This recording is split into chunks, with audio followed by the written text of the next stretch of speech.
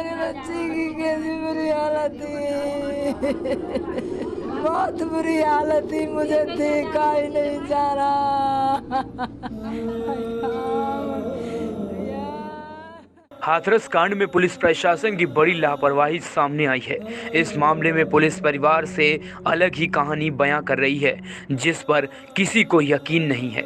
इस मामले में कई अलग अलग पहलू सामने आ रहे हैं, लेकिन पुलिस ने जो कहानी गढ़ी है उसका पीड़िता के परिवार की आप बीती से कोई मेल नहीं है।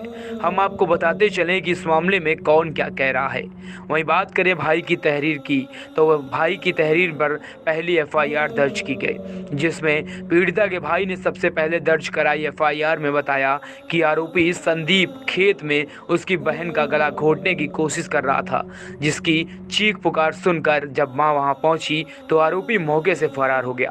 पहली शिकायत में पीड़िता के भाई ने सिर्फ एक आरोपी संदीप का नाम लिखवाया था।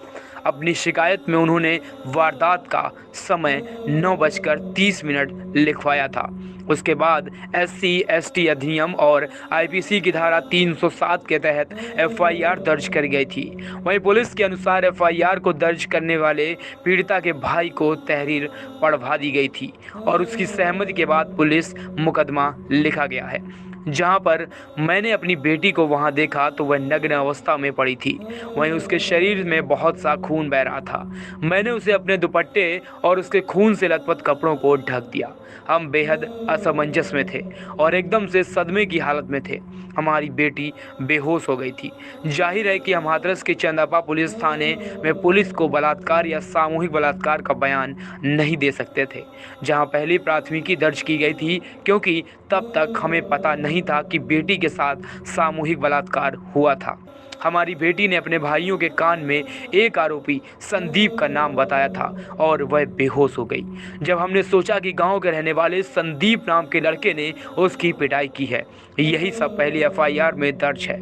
वहीं पहली एफआईआर मेरे और मेरी मां के बयान के आधार पर दर्ज की गई थी। मेरी बहन का बयान देने की हालत में वह नहीं थी, क्योंकि वह बेहोश थी। तब तक हमें यह नहीं पता था कि उसके साथ सामूहिक बलात्कार हुआ है, तो जाहिर है कि हमने अपने बयान में कुछ ऐसा नहीं कहा। वहीं हमारे गांव के एक लड़के पर हमें शक था। हमने शिकायत में उसका नाम लिया। उसका नाम संदीप है। हमने पुलिस से शारीरिक हमले की धाराएं लगाने को कहा, क्योंकि हम नहीं जानते थे कि मेरी बहन के साथ बलात्कार किया गया है। अलीगढ़ के JNMC अस्पताल के ICU में अंदर 15 तारीख को उसे होश आया, लेकिन किसी भी हाल में वह अपना बयान देने की हालत में नहीं थी। वहीं पीड़िता के भाई के अनुसार पुलिस 20 तारीख को अस्पताल आई, लेकिन बहन उस दिन अपना बयान नहीं दे सकी। उसकी हालत बेहद ही खराब थी। मेरी बहन ने 22 तारीख को अपना बयान दिया। उसके बाद दूसरी एफआईआर दर्ज की गई और सामूहिक बलात्कार और हत्या की कोशिश की धाराएं जोड़ दी गई। मैंने अपनी बहन को देखा। मैंने उसकी हालत देखी। उसकी गर्दन टूटी थी, उसकी जीभ कट गई थी, फिर भी पूरी तरह से नहीं बल्कि कटी हुई थी। आपको बता दें कि उसने मुझे बताया कि उसकी जीभ दांतों के बीच आकर कट गई। लड़की के बयान में आई गैंगरेप की थ्योरी।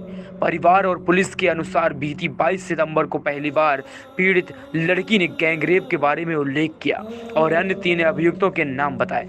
इसके बाद एफआईआर में धारा तब्दीली की गई और फिर 23, 25 और 26 सितंबर को तीनों नामजद अभियुक्तों को गिरफ्तार कर लिया गया। वहीं SP विक्रांत वीर के अनुसार हाथरस या अलीगढ़ के डॉक्टर द्वारा लड़की का यौन उत्पीड़न किए जाने की पुष्टि नहीं की गई थी, इसलिए इस मामले की जांच डॉक्टर फॉरेंसिक विशेषज्ञों की मदद से करेंगे। वहीं SP के मुताबिक लड़की के प्राइवेट पार्ट पर घर्षण के कई संकेत या निशान नहीं हैं। वहीं SP का दावा है कि जीभ कटने की खबर पूरी तरह से गलत है। हमने पीड़िता का बयान दर्ज किया था। इसके अलावा कुछ ऐसी खबरें आई कि उसकी रीढ़ की हड्डी टूट गई है। यह गलत है।